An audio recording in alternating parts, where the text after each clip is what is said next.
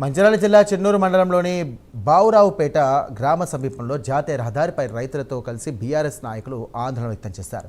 వడ్లు వెంటనే కొనుగోలు చేయాలని కూడా డిమాండ్ చేస్తూ రహదారిపై ధర్నా చేసి ప్రభుత్వంపై సీరియస్ అయ్యారు. పంట కొనుగోలులో సీఎం రేవంత్ రెడ్డి, మంత్రి వివేక్ వెంకటస్వామి పట్టించుకోవడం లేదంటూ కూడా వారు ఆరోపించారు. వడ్ల కొనుగోలులో నిర్లక్ష్యం వదిలి ఈ రైతులను ఆదుకోవాలంటూ డిమాండ్ చేశారు బీఆర్ఎస్ నాయకులు.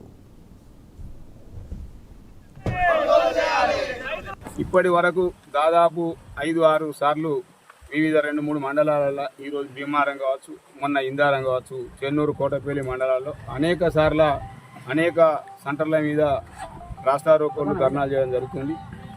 అయినప్పటికీ కూడా కాంగ్రెస్ పార్టీ పెద్దలు గౌరవనీయులు మంత్రి వివేక్ గారికి కనీసం నిమ్మకు నీరెత్తినట్టు కూడా, వారికి సీమ గుట్టినట్టు కూడా అనిపిస్తలేదు. ఏదైతే రైతులు అరగాలం కష్టపడి ఎంతో కష్టపడి పండించిన పంటను అమ్ముకోవడానికి ఈరోజు చాలా కష్టమైన పరిస్థితి ఏర్పడ్డది.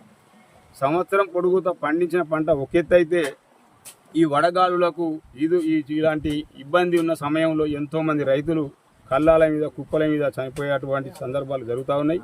ఈ చెన్నూరు నియోజకవర్గ ప్రజలతోటి అత్యధిక మెజార్టీతో గెలిచినటువంటి వివేక్ గారు కనీసం మీరు ఇప్పటి వరకు ఏ ప్యాడీ సెంటర్ అన్నా మీరు తిరిగినరా?